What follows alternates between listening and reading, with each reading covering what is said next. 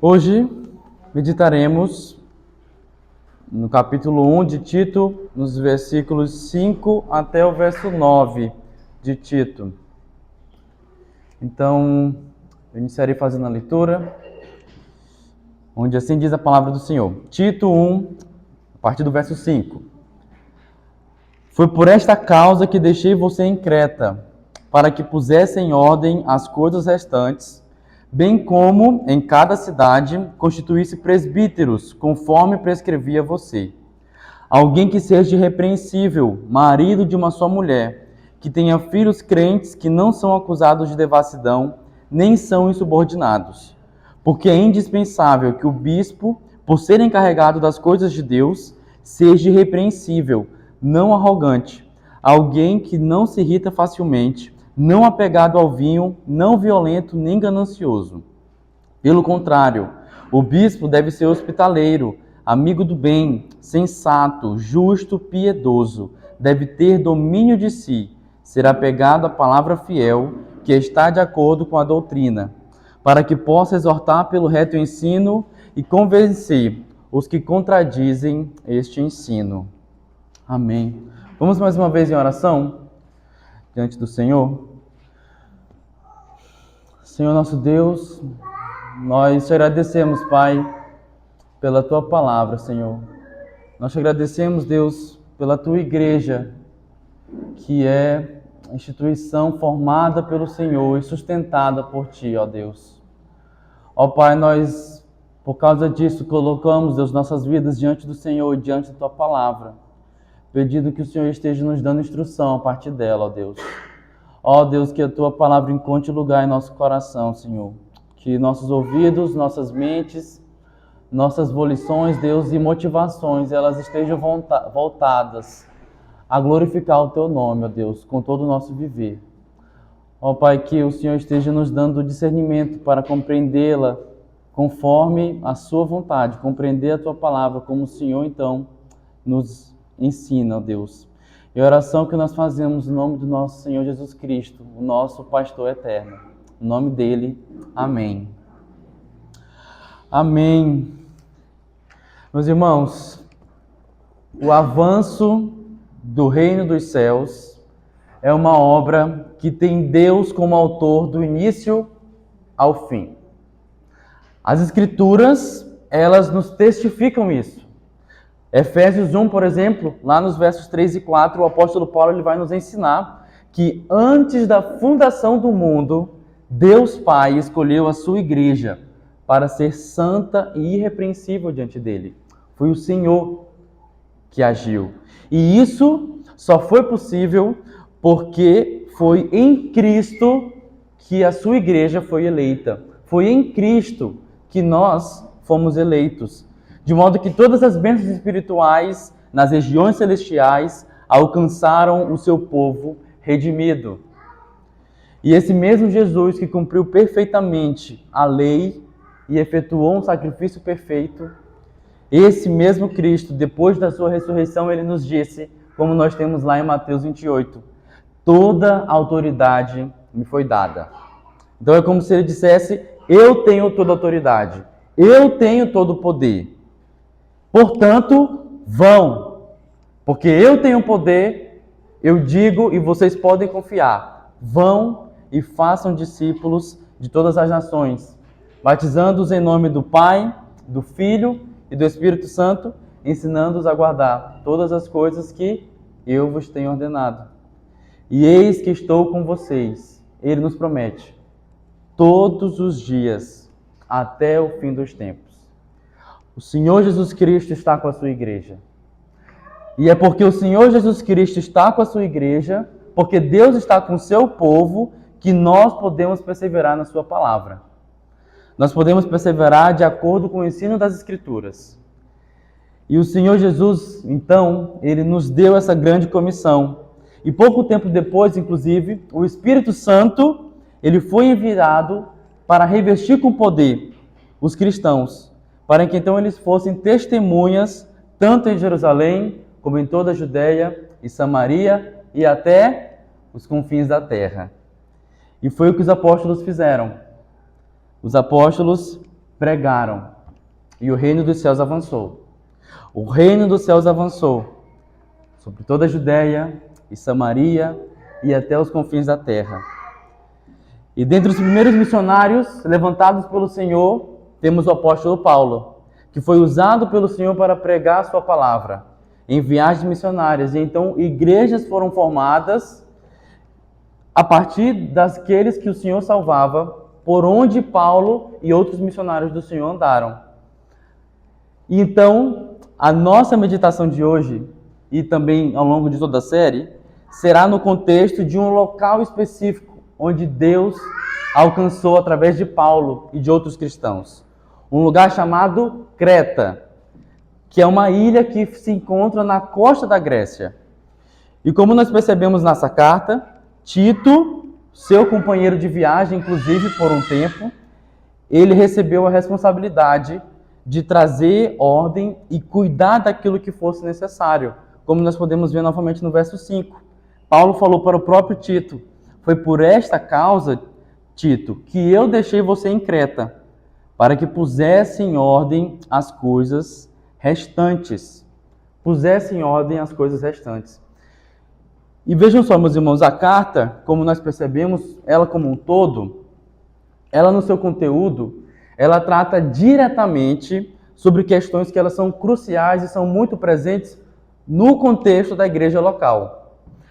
Já que ela aborda, por exemplo, sobre os presbíteros, os pastores da igreja, que nós veremos hoje, inclusive. Ela trata também sobre o zelo pela doutrina que a igreja deveria ter, e o próprio Tito instruindo a igreja, combatendo também os falsos mestres e as falsas doutrinas.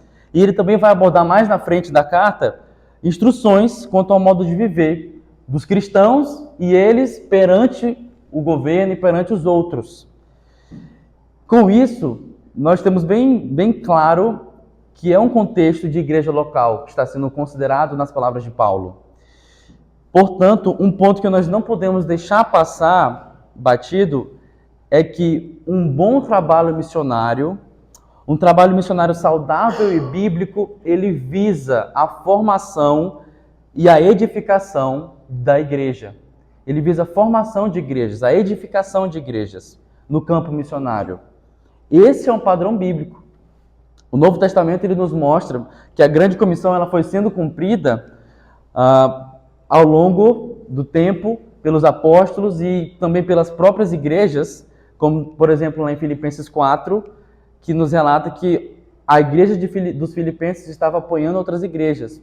Ou seja, o padrão bíblico foi sempre de cumprir a grande comissão, cumprir o ID, avançar o reino dos céus, considerando sempre a edificação da igreja, a formação de igrejas. E aqui eu estou me referindo a igrejas locais, igrejas específicas, um corpo específico formado por membros específicos. E isso nos estabelece critérios sobre quais são e como devem ser desenvolvidos bons trabalhos missionários e evangelísticos. Existem muitas organizações missionárias, existem muitas iniciativas de evangelização, iniciativas missionárias ao redor de todo o mundo. Mas as Escrituras elas vão nos mostrar se esta iniciativa ela está seguindo de maneira fiel a palavra e se ela está seguindo o padrão bíblico. Se elas visam, então, de alguma forma, promover impacto no presente, com certeza, com vidas sendo salvas no momento em que a pregação é feita, mas não só no presente, como também nas vidas que estarão no porvir, ou seja, as gerações seguintes. Não só as vidas envolvidas inicialmente, mas principalmente em uma perspectiva de avanço do reino. Ou seja, trabalhos que através de igrejas estarão também abençoando os próximos anos e gerações. Porque imagine só, se você fundamentar um trabalho missionário em um grupo de crentes ou uma família que viaja a um certo local, mas não tem em mente que ao longo do tempo ali uma igreja esteja sendo estabelecida, quando aquela família não mais existir, o progresso do reino, o avanço do evangelho, não persistirá ali naquele lugar. Então é por isso também que a formação de igrejas locais é o padrão bíblico para que então o reino avance. E até mesmo aqueles que ouvem o evangelho no presente, no campo missionário, eles também precisam ser ensinados a guardar todas as coisas, como o Senhor Jesus Cristo nos disse na grande comissão. E qual é o meio que o Senhor usa para que mutuamente a gente seja ensinado pela palavra? A igreja local. Então a igreja local, ela também é essencial para aquele que hoje foi alcançado pelo evangelho. Então essa preocupação, ela está na mente do apóstolo Paulo. E é por isso que ele escreveu essa carta para Tito. Logo, trabalhos missionários sólidos e que rendem frutos duradouros, meus irmãos, eles visam de alguma maneira a edificação de igrejas biblicamente saudáveis. E para essa edificação, o apóstolo Paulo então instrui a Tito uma tarefa muito importante. Dentre elas, constituir presbíteros, como nós vemos no verso 5. Bem como em cada cidade constituísse presbíteros, conforme prescrevia você. Lá em Atos 15, nós temos, por exemplo, em Atos 14, 23, temos, por exemplo, relatado que Paulo e Barnabé, eles em cada igreja eles promoviam a eleição de presbíteros. Atos 15, 4 está escrito que quando chegaram em Jerusalém, foram bem recebidos pela igreja, pelos apóstolos e pelos presbíteros. Atos 20, 17 está escrito: de Mileto, Paulo enviou uma mensagem a Éfeso, pedindo aos presbíteros da igreja que se encontrassem com ele. Filipenses 1, 1. Paulo e Timóteo, servos de Cristo Jesus, a todos os santos em Cristo Jesus, inclusive bispos e diáconos que vivem em Filipos. Bispos aqui sendo sinônimos de presbíteros. E uma última passagem que eu trago, Tiago 5,14. Alguém de vocês está doente? Chame os presbíteros da igreja e estes façam oração sobre ele. Existem outras passagens que nos apontam para um padrão. Vocês conseguem perceber o padrão aqui? Existe uma igreja e existem os presbíteros da igreja. Presbíteros no plural, mesmo que seja uma igreja no singular. Portanto, as escrituras, elas nos dão um entendimento de que o padrão é de que homens, no plural, sejam eleitos na igreja local para que exerçam a função de pastores, para que exerçam o cuidado pastoral na igreja. Considerando rapidamente aqui as consequências disso, que são promovidas através de um corpo de pastores, nós podemos considerar o fato dos variados dons servirem à igreja. Quando um corpo de pastores é constituído, vários dons, a partir de vários homens, vão estar servindo e nutrindo aquela igreja. Outra boa característica é de que as funções e as cargas serão distribuídas de acordo com as tarefas e capacidades momentâneas de cada um, nas circunstâncias que estão sendo vividas pelos pastores.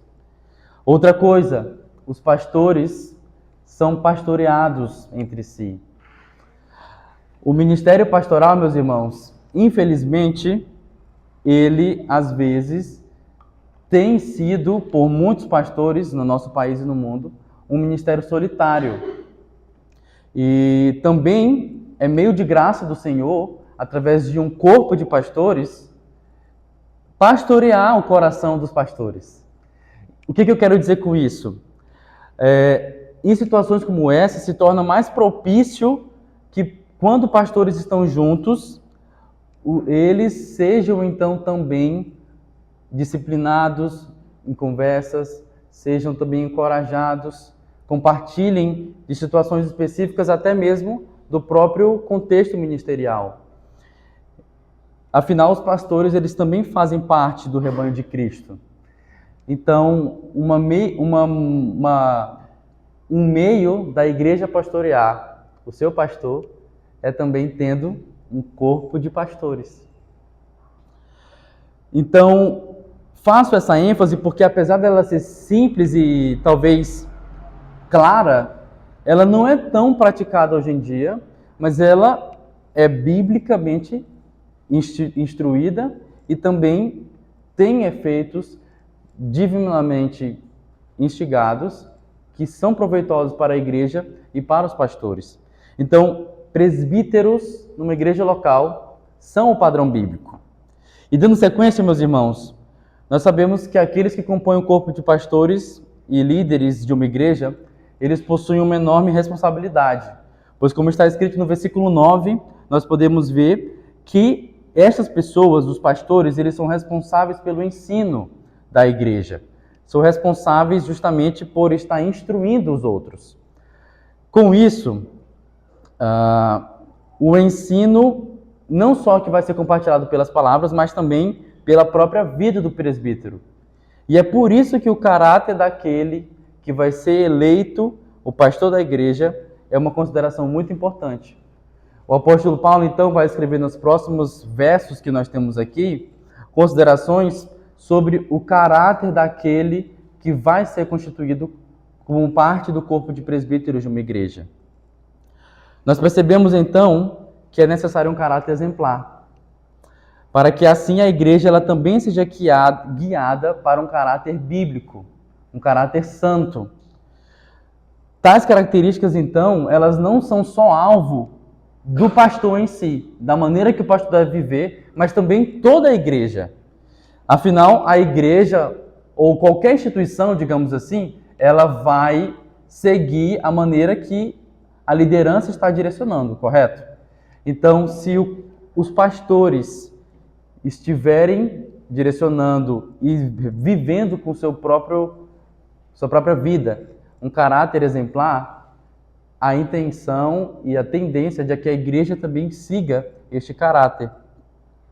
E na verdade, meus irmãos, é justamente porque a igreja do Senhor deve ser nutrida e formada em santidade que a sua liderança também deve ter um caráter santo. Esse é o motivo. Porque a igreja do Senhor deve ser santa, é que os presbíteros devem ser santos, devem ter um caráter santo. Uma observação que nós podemos fazer é que Paulo aqui, ele não está colocando, então, uma lista extensa e rígida, mas sim, ele está justamente apontando para nós esse princípio com o objetivo de demonstrar um caráter santo, como eu acabei de dizer. E então nós podemos perceber no verso 6, peço que os irmãos acompanhem comigo, quando Paulo escreve assim: conforme prescrevi a você, verso 6, alguém que seja irrepreensível, marido de uma só mulher, que tenha filhos crentes que não são acusados de devassidão, nem são insubordinados. Irrepreensível. Vejam que palavra marcante Paulo usa aqui. E ele, inclusive, vai usar novamente alguns versos na frente. Irrepreensível. Esta palavra, inclusive, meus irmãos, ela resume, de certa forma, toda essa lista que Paulo coloca. Irrepreensível, ou seja, não deveria haver nenhuma acusação legítima. Se você está pensando, igreja em Creta, se vocês estão pensando em instituir alguém como pastor de vocês, esta pessoa, ela não deve ter nenhuma acusação legítima que possa ser levada contra o presbítero. Ou o que poderia então causar descrédito ao evangelho ou então à própria igreja. O testemunho deste homem aqui é que está sendo levado em conta. Se a sua vida está apontando para uma vida nutrida pelo evangelho e transformada pelo evangelho, ou se é uma vida que é movida pelos padrões mundanos. Então, Paulo coloca aqui esta palavra forte, irrepreensível, justamente para apontar que o caráter do presbítero precisa ser um caráter que aponte para a obra do Evangelho e não contra o nome do Evangelho, não contra o Senhor Jesus Cristo. Então, nós podemos inferir aqui uma importante responsabilidade da própria igreja. Uma responsabilidade, inclusive, de certa forma, não só da igreja local, como de cada crente individualmente. Porque devemos considerar e priorizar pelo caráter daqueles que irão pastorear a sua vida. Cada um de nós deve ter isso em mente e ter essa preocupação. Quem está pastoreando a minha vida? Quem vai pastorear a nossa igreja? Várias características para pastores são colocadas, são faladas em diferentes contextos atualmente, mas de certa forma, meus irmãos, todas as outras características elas não vão ter valor nenhum se a vida e o caráter daquele que está sendo considerado não apontar para Cristo. Não apontar para Cristo e não for digno de imitação. Marido de uma só mulher. Paulo dá continuidade então aqui, apontando para um contexto familiar. Veja só como que ele coloca. A consequência, uma das consequências de um caráter irrepreensível é marido de uma só mulher, que tenha filhos crentes que não são acusados de devassidão, nem são insubordinados. Aqui, nós percebemos então o reflexo desse caráter no contexto da sua família. O reflexo desse caráter no contexto da família. Paulo primeiro afirma que ele é marido de uma só mulher. Ou seja, ele está apontando para a fidelidade conjugal.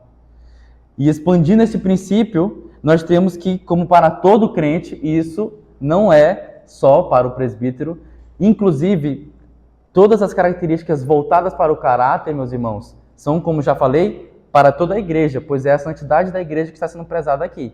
Então não é somente o presbítero que deve ser marido de uma só mulher, tá ok?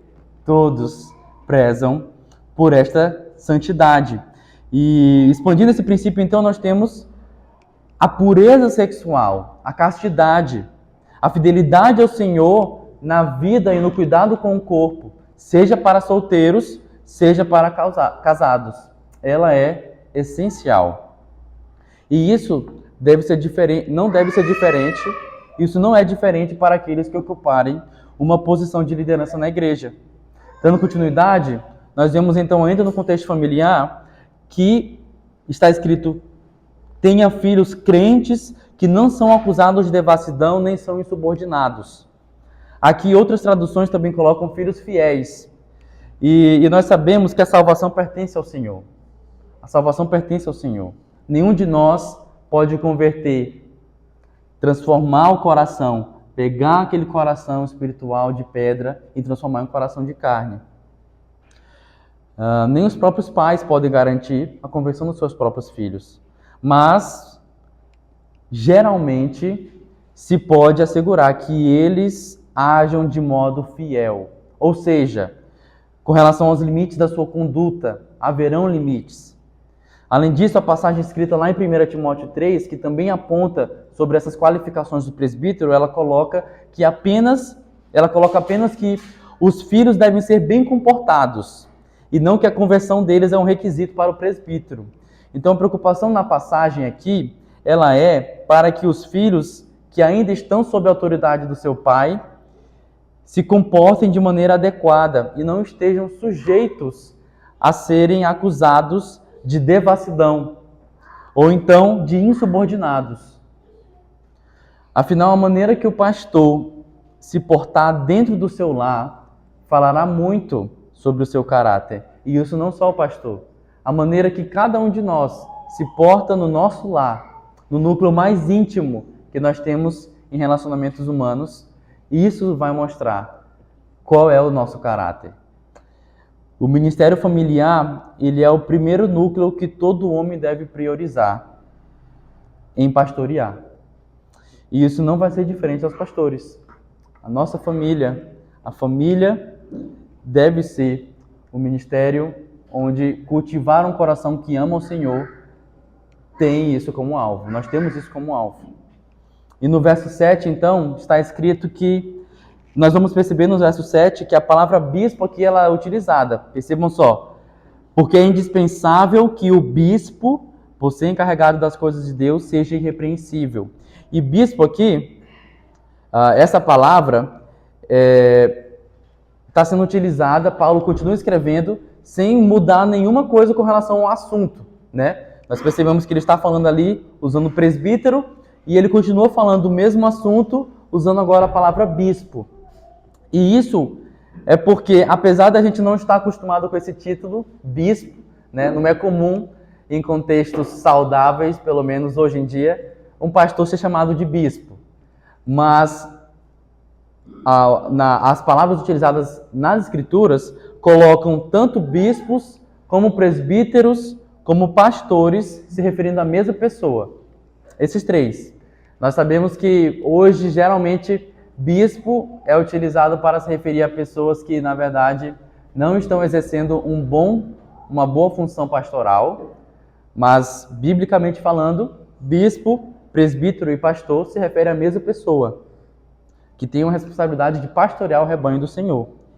E como está escrito, por ser encarregado das coisas de Deus. Outras versões colocam despenseiros de Deus. E os despenseiros, eles eram, naquela época, os escravos que recebiam coisas dos seus senhores para administrar. Como se fossem escravos que administram, escravos mordomos. E por essas coisas eles então prestavam contas. Logo, Paulo utiliza aqui a mesma ideia. A ideia de que para todos os presbíteros, eles serão servos de Deus, que servem a igreja de Deus. E aqui, meus irmãos, eu já introduzo consequências que Paulo vai colocar mais à frente na função com relação ao serviço. A posição do presbítero não é uma posição onde ele se porta com superioridade. Pelo contrário, são despenseiros, ou seja, escravos chamados ao serviço. Escravos do Senhor chamados ao serviço da igreja do Senhor. E se eles são servos de Deus, eles não podem viver da maneira que Paulo coloca no versículo 7. Pois ele escreve: é indispensável que o bispo seja irrepreensível, não arrogante, alguém que não se irrita facilmente, não apegado ao vinho, não violento, nem ganancioso. Como eu disse, não é superioridade que é visada aqui, mas humildade. Ele não é arrogante, como está escrito. Ele não é orgulhoso. Ser irrepreensível, meus irmãos, não tem nada a ver com não poder repreender. Isso, qualquer pessoa que tiver esse pensamento ou colocar esse significado, ela está absolutamente equivocada.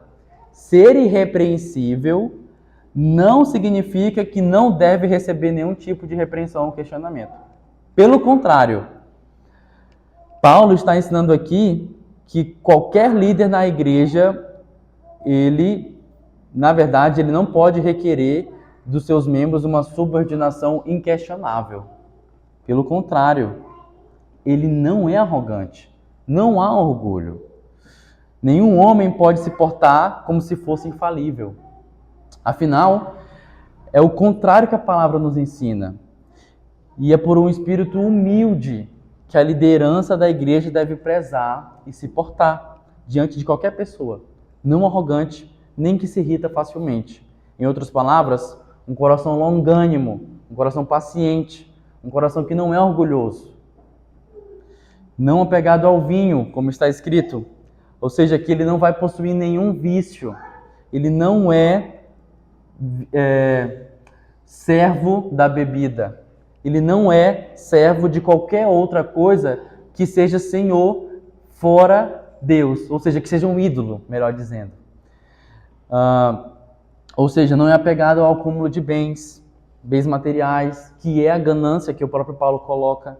Não deve ser apegado ao vinho, não deve ser apegado ao celular e não deve ser apegado ao futebol no sentido de que todas essas coisas têm primazia no seu coração. Pelo contrário, só há um Senhor no coração do crente. E é por isso que não devem haver falsos ídolos no nosso coração. Inclusive, o próprio modo violento que Paulo vai colocar, esse modo violento também, ele muitas vezes é reflexo de algum ídolo que nós temos no nosso coração. E a ira e a violência, elas estão então provavelmente mostrando a insatisfação que uma pessoa está tendo pelo fato do ídolo não suprir seus anseios.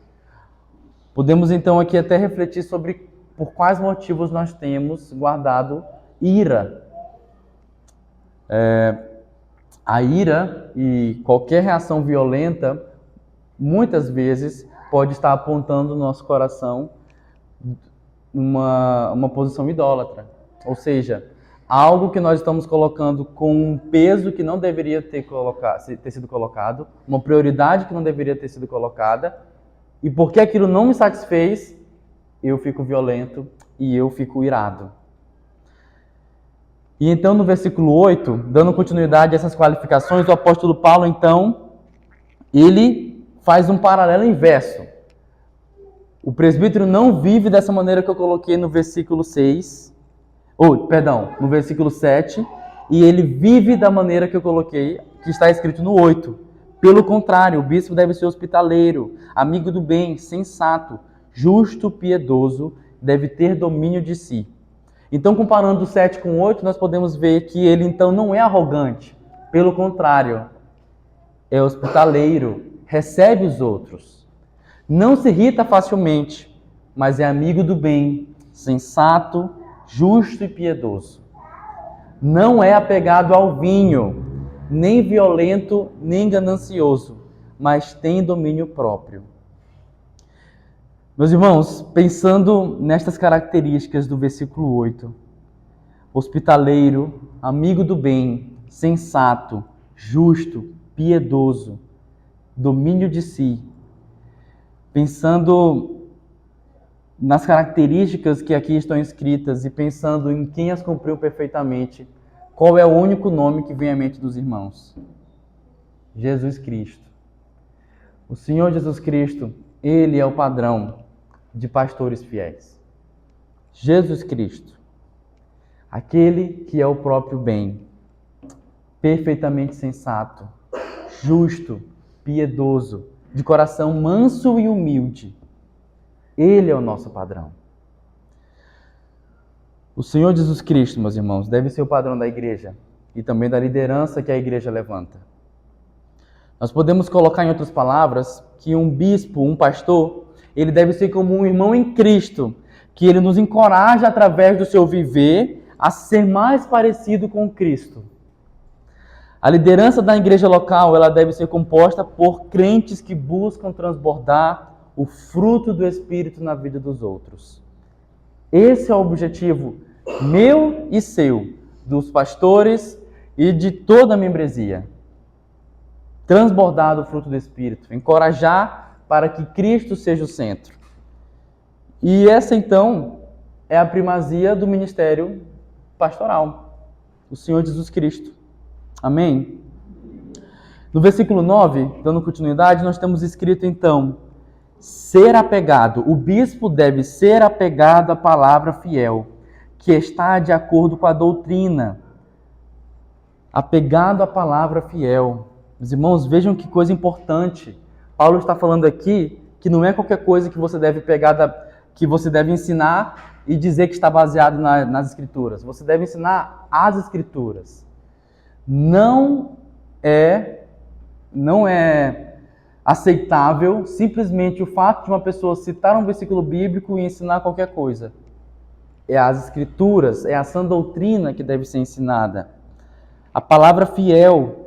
A sã doutrina é aquilo que os pastores devem buscar para a sua vida e ensinar à sua igreja. Não são as vãs doutrinas ou imaginação misturada com Bíblia, mas a palavra fiel somente, que está de acordo com a doutrina.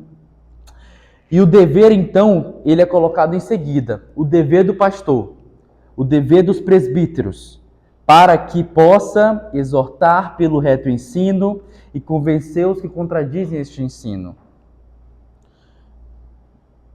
Este, então, é o alvo com relação à vida da igreja.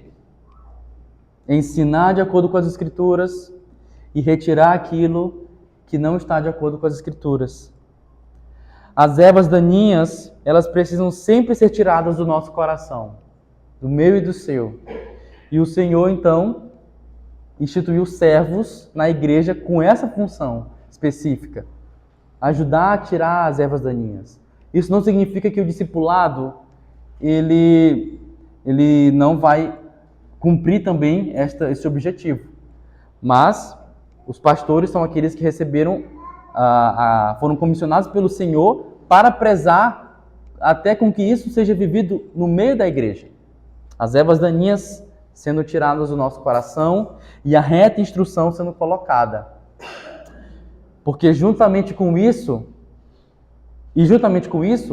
os lobos, os falsos mestres, estarão sendo combatidos. Os lobos e os seus falsos ensinos, eles não podem prevalecer no meio da igreja. Inclusive, Paulo vai escrever sobre isso nos versos seguintes, que, se Deus permitir, estaremos meditando em outra oportunidade. Mas, então, isso nos mostra sobre a importância, meus irmãos, do estudo das Escrituras. Para ensinar conforme as Escrituras e corrigir conforme as Escrituras, é necessário conhecer o quê? As Escrituras. É necessário buscar sempre discernimento na palavra. O conteúdo que sempre vai ter primazia no culto é a palavra de Deus com o seu reto ensino. A pregação da palavra em uma igreja, ela é um dos indicadores da direção que uma congregação tende a caminhar. Se a palavra está tendo primazia e a sua sã doutrina, ou seja, o ensino das Escrituras e a aplicação conforme as Escrituras, isso vai apontar se a tendência daquela igreja é caminhar para mais perto de Cristo ou para mais perto dos lobos. Portanto, meus irmãos, concluindo aqui, nós percebemos quão grande responsabilidade possuem os pastores.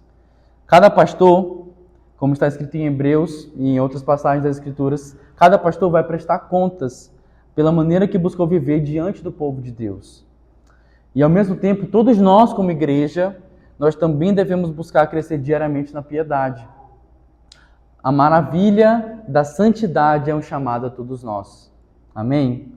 E eu concluo com as palavras de Paulo, que ele escreveu em Efésios, versículos 15 e 16. Efésios 4, 15 e 16. Se os irmãos puderem abrir comigo. E esse contexto lá em Efésios 4 foi também um contexto onde a edificação da igreja também está sendo abordada. E lá em Efésios 4, 15 e 16 está escrito assim: mas, seguindo a verdade em amor, cresçamos em tudo naquele que é o cabeça, Cristo, de quem todo o corpo, bem ajustado e consolidado pelo auxílio de todas as juntas, segundo a justa cooperação de cada parte, efetua o seu próprio crescimento para a edificação de si mesmo em amor. Que o Senhor continue usando a vida de cada um de nós, incluindo os dons que Ele nos deu para servir a igreja e incluindo principalmente nossa preocupação com relação ao reto ensino através dos nossos pastores, através dos líderes, para que, como está escrito, todo o corpo bem ajustado aponte para o Senhor Jesus Cristo. Amém, meus irmãos? Vamos orar? Senhor nosso Deus, nós te agradecemos, Pai, pela Tua palavra. Ó Deus, somente a Tua palavra, ela lança fora as nossas motivações e compreensões mundanas, Senhor. Ó Deus, nós sabemos, Pai, que sem o Senhor nós não conseguiríamos, Deus, não poderíamos viver em unidade, não poderíamos, Deus, viver de modo que apontasse a Ti, ó Pai. Nós te rogamos, Deus, que Teu Santo Espírito esteja capacitando, instruindo, direcionando, Deus, cada um de nós, em especial através do nosso pastor, Deus, para que possamos caminhar para o alvo que é Cristo Jesus no nosso viver. Ó Deus, que nós possamos crescer como corpo bem ajustado, apontando para o nosso cabeça, que é Cristo Jesus, ó Deus. Que nosso caráter, assim como o caráter buscado pelo nosso pastor e futuros pastores, se assim for da sua vontade, seja um caráter santo e que aponte para a perfeição de Cristo Jesus.